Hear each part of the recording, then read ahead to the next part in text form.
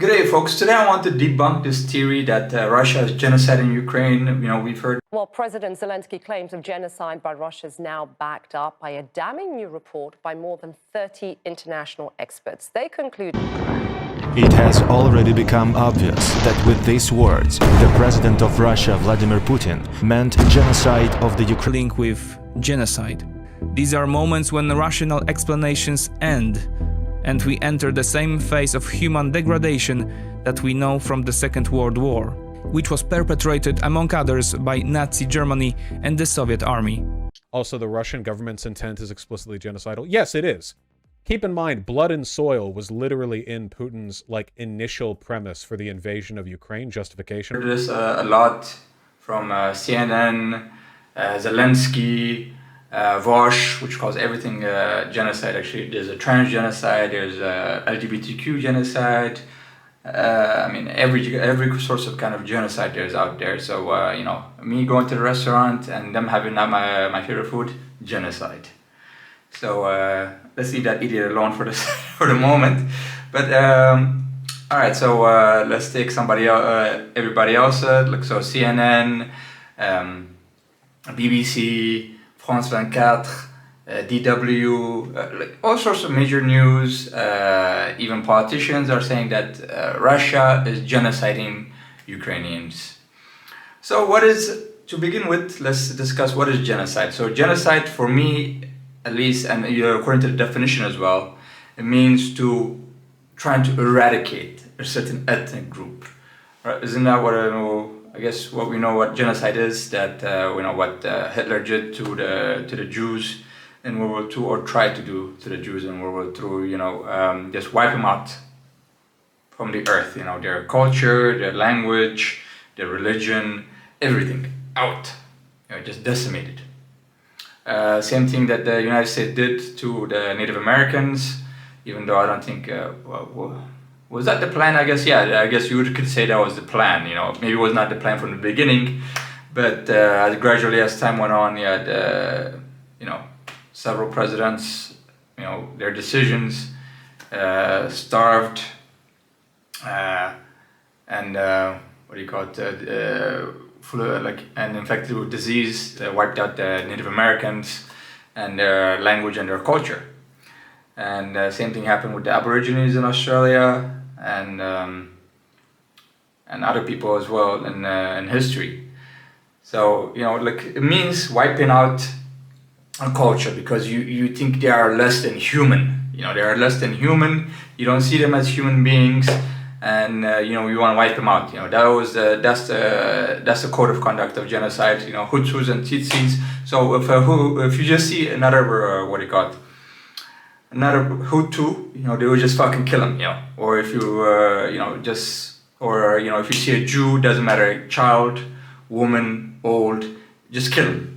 That's what genocide means, for me at least, and from what we've seen, that's what it means.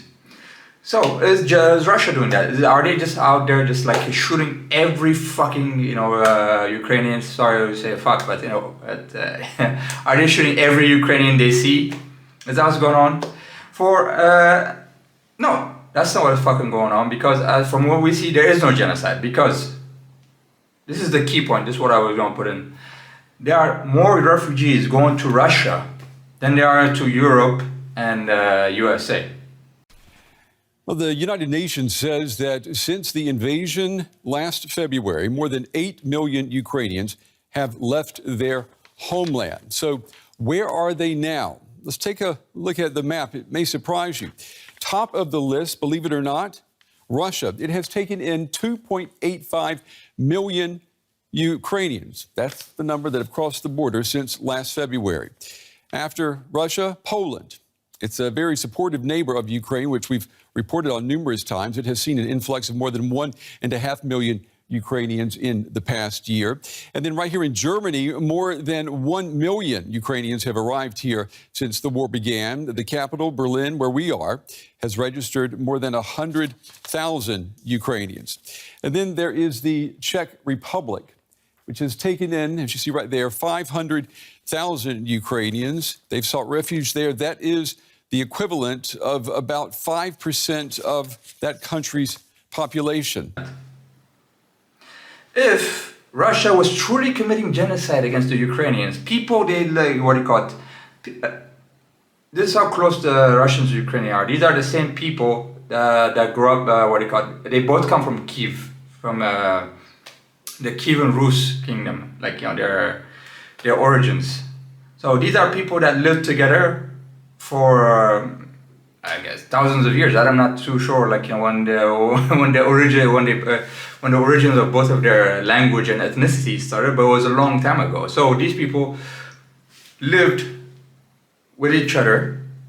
You know, it was, maybe not all of it was great times, but they lived amongst each other, like, you know, for centuries, I would say. So it's like Spain and Portugal, or let's see what else, in UK and Scotland, or UK and what are those people from Cardiff? Welsh, the Welsh. Yeah, the British, I mean, sorry, the English and the Welsh, and the English and the Scottish, because the UK encompasses all of them, sorry. So yeah, the English and the Scots, or the English and the Welsh, or Spain and Portugal, or yeah, there's other, what do you call it, closely knit nations in Europe that share a common history. They've been with each other. It's not always been good, you know, there've been some fighting as well. But they lived amongst each other, so back and forth, you can say that as well, like, or Austria and Hungary, you could say that as well. So these are people that lived with each other for a long time, share the same religion, same culinary food, same, what do you call it, same literature, same heroes, you know. Some of the heroes of Ukrainians are Russian, and some of them are like Russian heroes are Ukrainian as well. And what do you call it? Some leaders of Russia, or the Soviet Union, you want to call it, were also Ukrainian. Leonid Brezhnev, Gorbachev. You know, they're not fully Ukrainian, but you know, they had Ukrainian blood in them. I'm pretty sure Nikita Khrushchev was certainly a Ukrainian. So you have all this, and you know, they didn't genocide them for, like, you know, all those times, like, you know, throughout history, but all of a sudden now they're genociding them. Even though they are collaborators, I wouldn't call them collaborators, there are certain, like, what do you call it, aspects of Ukrainian society that wants to join Russia. There are certain aspects of Ukrainian society that is fighting with Russia. And there are quite a few, there are more refugees in Russia than is in Europe or USA. Well, are these Ukrainians stupid? I mean, like, they're going to Russia, like, I mean, not getting shot in the head? And me, myself, actually, I have talked to many Ukrainian refugees, and, you know, I asked them what do they think about the Russians, or I've talked to Russians and what they think about the Ukrainians, and none of them, like, talk about, like, you know, they want to kill each other, like, you know, bleed them out, slit each other's throats, like, fuck this guy, man, I'm going to slit that fucking Russian's throat, you know? I haven't heard that, neither from Russians, neither from Ukrainians. I haven't read that before. But the vitriol I see, I mean, I don't watch Russian news that much, but I'm pretty sure the vitriol I see from Ukrainian news and the Ukrainian government and our Western government makes it seem like that, though. And lastly, it is not the Russians that are trying to wipe out Ukrainian literature in Russia, or Ukrainian language, or Ukrainian heroes in Russia. Yeah. On the other hand, it is Ukraine that is, as we have seen, you know, they're burning all Russian books, banning all Russian languages, not just what they call Ukraine as well, like the Baltic states as well. I think Lithuania, Estonia, Latvia, these countries are also doing that. What else they are doing? Excuse me. Yeah, prohibiting what they call it, Russian language to be used as any official, like any official government places, and destroying many Russian monuments, like in Odessa, which was founded by the Russians and built by the Russians. You know, changing the name to the streets, destroying statues of Pushkin, destroying statues of whomever, man, like anything that was Russian, they're destroying it. So who's trying to eradicate and extricate certain, like what they call it, certain Slavic ethnicity out of their culture, their religion, etc. It is the Ukrainians. They even banned, not banned actually, I would say so, but removed the Ukrainian church from their household. I think this is a big church, and the government says, hey, look, you know, the lease is no longer available, you should leave. Determined to resist, Ukrainian Orthodox monks expelled from the Kiev-Pechursk Lavra monastery are refusing to leave, despite being ordered to vacate the site by Wednesday at the latest. The dispute over Ukraine's most revered Orthodox site is part of a wider religious conflict playing out in parallel with the war.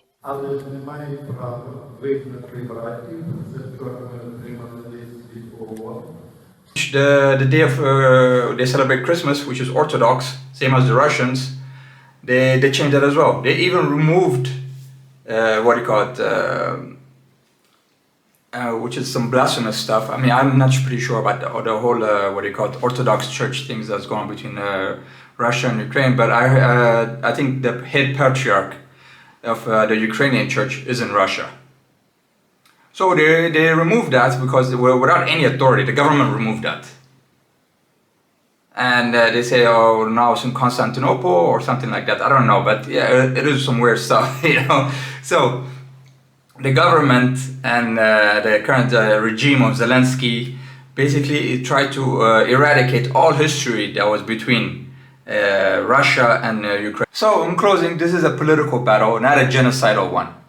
This is not ethnic hatred that Russians have for Ukrainians, or a cultural hatred the Russians have for Ukrainians. No, this is a political battle between the people that want destroy Russia and have Europe ruled all by NATO and America, and people that still think that Russia deserves a place on the world stage, that deserves a hegemony in Eastern Europe, a hegemony and an influence in Eastern Europe, while there's a NATO and American side saying no, Russia has no hegemony in the world or in Eastern Europe, and everything is Pax Americana. So that is a political battle at the end of the day. It's not about Ukrainians and or Russians, and it's not about because some idiot in America said because somebody didn't hug his mother didn't hug Putin. That's not why this is going on. It's not Putin's war either. No, this is a political battle between NATO, which is the victor of the Cold War, and Russia, which is the remnants of the Soviet Union, that still wants to have influence and hegemony in Eastern Europe, and NATO and USA saying you're not. So it's not a battle for ethnicity, for Russian supremacy. Russian ethnic supremacy over their over Ukrainians. It's not Russia über alles, like Deutschland über alles, where they're the master race and everybody else is dirt and they need to be wiped out of the face of the earth. I never heard Putin say this or any other Russians. Russia's pretty well with other ethnicities that are not even Ukrainians, even its own country, they are not Slavic. So there is the Tatars, Kalmyks. I don't know all the ethnicities in Russia, but there's quite a lot. So it's quite a lot of ethnicities that are not Slav. In Russia, they are not exterminating, let alone trying to exterminate Slavs in Russia. In Ukraine, and they have a lot of allianceship. They are not Slavic at all, or even Russian, Syria, Iran, South Africa, China. And that's it. And that's my video. And hopefully you learned something that this genocide stuff is pure propaganda when it comes to this war. Bye.